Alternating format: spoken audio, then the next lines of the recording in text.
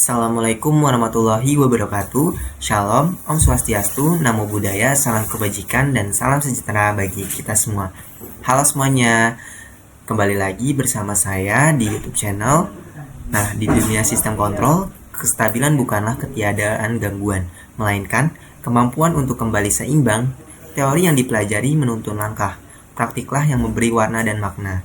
Laporan praktikum ini disusun oleh dengan saya, nama saya Purwoda Farel dari Praktikum A dengan NIM 400404246200003 dari Program Studi Teknologi Rekayasa Otomasi, mata kuliah Praktikum Dasar Sistem Kontrol angkatan 2024, Fakultas Sekolah Vokasi Universitas Diponegoro dengan dosen pengampu Rofik Cahyo Prayogo STMT.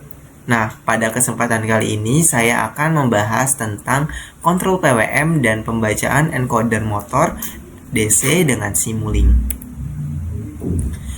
Nah, yang pertama kali kita masuk ke pembahasan apa sih itu PWM. Nah, jadi PWM merupakan singkatan dari Pulse Width Modulation. Nah, PWM itu adalah teknik pengaturan daya yang sering digunakan untuk mengontrol motor DC. Ide dasarnya adalah mengubah lebar pulsa sinyal high dalam satu periode. Walaupun tegangannya tetap, motor merasakan perubahan daya karena sinyal on dan off terjadi sangat cepat. PWM memungkinkan kita mengatur kecepatan motor tanpa harus menurunkan tegangan secara langsung, sehingga sistem lebih efisien dan tidak membuang energi dalam bentuk panas. Nah, selanjutnya duty cycle. Jadi duty cycle adalah persentase waktu sinyal berada dalam posisi high dalam satu siklus PWM, di mana semakin lama sinyal high, maka semakin besar energi yang diterima motor. Contoh pengaruh duty cycle adalah ketika persentasenya 0%, maka motor tidak bergerak karena tidak ada energi yang masuk. Jika duty cycle-nya 25%, motor berputar pelan. Nah, ini bisa cocok untuk beban yang lebih ringan. Ketika duty cycle-nya 50%, motor berputar dengan kecepatan menengah. Ketika duty cycle-nya 75%, motor semakin cepat, dan ketika maksimal atau duty cycle-nya 100%, motor menerima tegangan penuh dan berputar maksimal. Duty cycle sangat penting karena menentukan seberapa kuat motor bekerja. Kenapa PWM banyak dipakai? Jadi, PWM banyak dipakai karena beberapa alasan penting, di mana yang pertama, lebih efisien dibanding pengatur tegangan linear yang rawan panas. Yang kedua, memberikan kontrol kecepatan yang halus dan responsif. Yang ketiga, tidak membutuhkan komponen besar untuk mereduksi tegangan. Yang keempat, memungkinkan implementasi kontrol cerdas seperti PID. Yang terakhir, PWM sangat cocok untuk aplikasi robotik, otomasi, dan sistem mekatronika.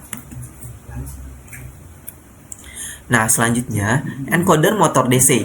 Jadi, encoder menghasilkan dua gelombang persegi A dan B yang memiliki perbedaan fasa. Dengan membaca urutan sinyal mana yang muncul lebih dulu, kita bisa menentukan arah putarannya, di mana jika channel A lebih dulu atau high, maka putaran searah jarum jam atau CW. Nah, jika channel B lebih dulu atau high, maka putaran berlawanan arah jarum jam, maka CCW, di mana jumlah pulsa yang dihasilkan dalam satu putaran yang digunakan untuk menghitung adalah RPM. Selanjutnya yaitu PWM dengan encoder atau closed loop. Nah, jadi PWM berfungsi untuk memberi perintah ke motor berupa besaran kecepatan yang diinginkan. Sementara encoder berfungsi sebagai feedback untuk memberitahu sistem seberapa cepat motor benar-benar berputar. Keduanya membentuk sistem closed loop. Jika kecepatan motor tidak sesuai target, maka microcontroller dapat mengubah PWM untuk menyesuaikan kecepatan. Kombinasi ini sering digunakan pada robot, konveyor, dan sistem otomatis lainnya karena memberikan performa yang stabil dan presisi. Selanjutnya yaitu PWM dengan encoder dalam sistem open loop. Nah, di mana pada sistem open loop, PWM hanya digunakan untuk memberi daya atau kecepatan awal ke motor tanpa adanya koreksi otomatis. Jadi, encoder tetap membaca putaran motor, tapi tidak digunakan untuk mengatur ulang PWM. Nah, karena tidak adanya feedback atau umpan balik, jadi jika beban berubah, maka kecepatan motor juga nggak ikut berubah. Misalnya pada microcontroller tidak akan mengubah PWM, sehingga sistem tidak dapat menyesuaikan kecepatan secara otomatis. Dimana sistem open loop biasanya digunakan untuk aplikasi yang tidak membutuhkan akurasi tinggi, seperti eksperimen dasar, monitoring sederhana, atau sistem yang tidak terlalu sensitif terhadap perubahan, di mana yang percobaan pertama yaitu low pass filter, percobaan kedua kecepatan per second, percobaan 3 PID discrete, dan percobaan terakhir yaitu PID block. Nah, pada kesempatan kali ini tugas 8 tentang materi kontrol PID DC motor dengan simulink, di mana percobaan sebelumnya kita sudah membuat pengalamatan tentang PWM ini, di mana pengalamatannya menggunakan pin 5 dan pin 6. Nah, fungsi untuk PWM ini untuk mengatur kecepatan motor, di mana pada percobaan kali ini kita menggunakan Arduino Mega 2560. Nah, pin 5 nya tuh masuk ke sini, namanya switch untuk diatur. Nah, untuk pin 6 nya atau pin 5 tuh forward bisa disebut. Nah, pin 6 nya tuh masuk ke reverse. Nah, makanya di sini ada untuk penguatan atau gainnya, yaitu bernilai -1. Nah, ini untuk konstannya bernilai 1. Nah, ini tuh ada data tipe atau integer. Kenapa integer? Karena untuk mengatur nilai PWM, karena untuk mengatur nilai PWM kan tidak ada koma, maka memakai integer. Nah, selanjutnya itu ada di encoder. Nah, untuk fungsi encoder sendiri adalah untuk mengatur kecepatan motor, putaran motor. Nah, ini untuk encoder masuk ke pin A2 dan pin B-nya 3. Di sini ada blok namanya delay, fungsinya untuk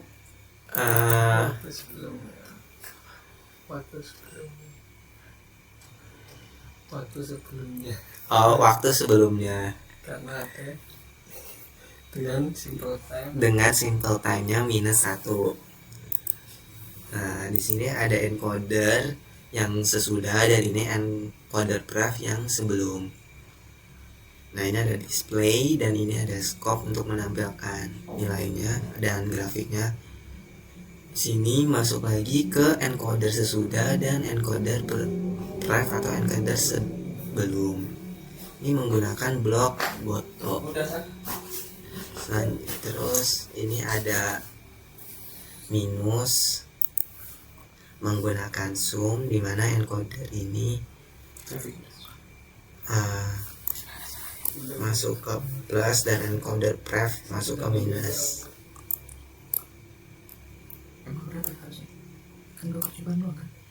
Nah, nanti hasilnya jadi delta encoder. Kamu kemarin belum sebelah sini apa tadi tuh udah cuma di grafiknya itu tidak sesuai kan? Selanjutnya ke kecepatan per waktu. Nah, ini menggunakan block clock untuk mengatur waktunya. Kita menggunakan sampling time 10. Aduh, enggak banget. Iya, 10. Oh iya. Nah, di sini ada delay untuk mengatur waktu sebelumnya, menggunakan nilai juga sampling time-nya -1. Itu delay kasih.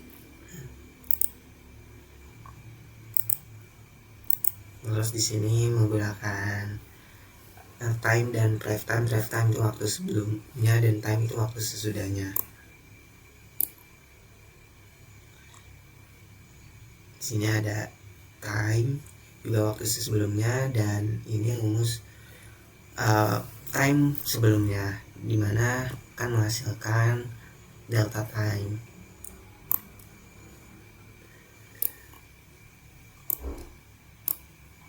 Nah, untuk rumus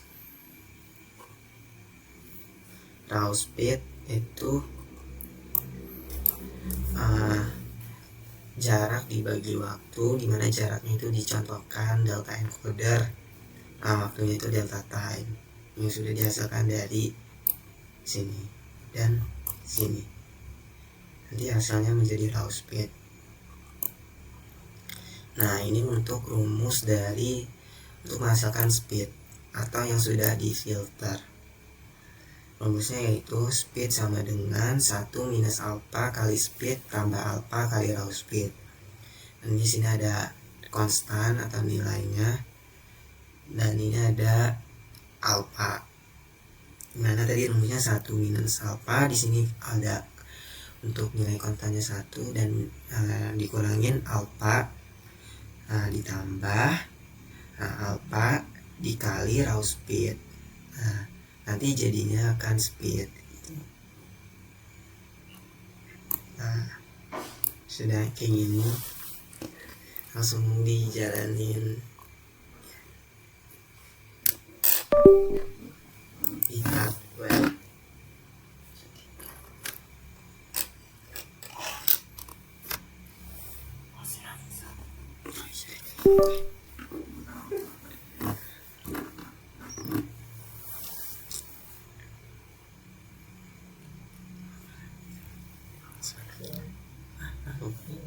Langsung dijalanin saja.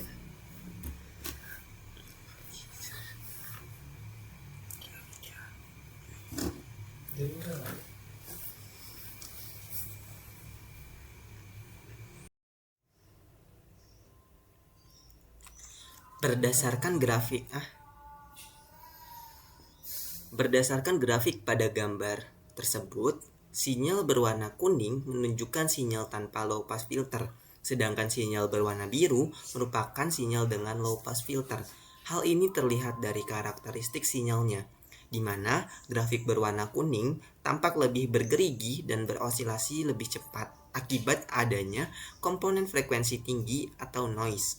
Kondisi ini umum terjadi pada sinyal hasil aksi derivatif atau PID yang langsung bereaksi terhadap perubahan kecil pada input sehingga noise ikut diperkuat. Sebaliknya, grafik biru terlihat lebih halus dan stabil karena telah melewati low pass filter. Filter ini berfungsi untuk meredam komponen frekuensi tinggi sehingga hanya perubahan sinyal yang lebih lambat dan relevan saja yang diteruskan. Dengan adanya low pass filter ini, respon sistem menjadi lebih tenang, tidak mudah bergetar, dan lebih aman untuk diaplikasikan pada sistem nyata, seperti motor atau aktuator. Oleh karena itu, dalam implementasi PID terutama pada bagian derivatif, low pass filter sangat penting untuk meningkatkan kestabilan dan kualitas respon sistem kontrol.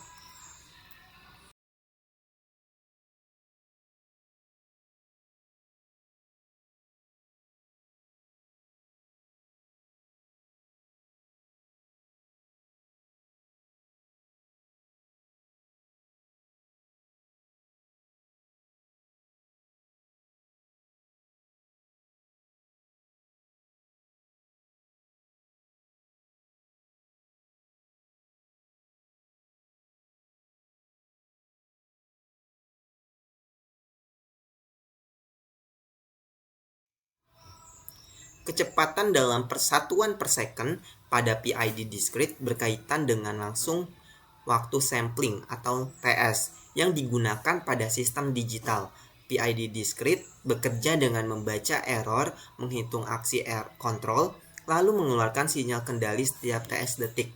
Artinya, semakin kecil nilai TS, misalnya 0,01 detik, maka PID akan melakukan koreksi lebih sering dalam 1 detik, sehingga respon kecepatan sistem menjadi lebih cepat dan sensitif terhadap perubahan.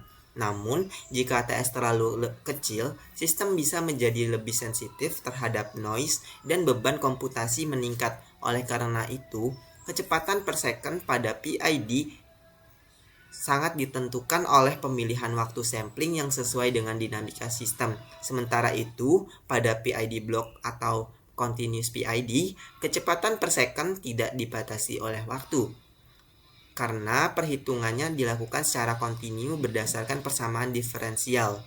Jika dibandingkan dengan PID discrete, lebih realistis untuk implementasi microcontroller karena bekerja dalam interval waktu tertentu. Sedangkan PID block lebih sering digunakan untuk analisis teori dan simulasi sistem kontrol.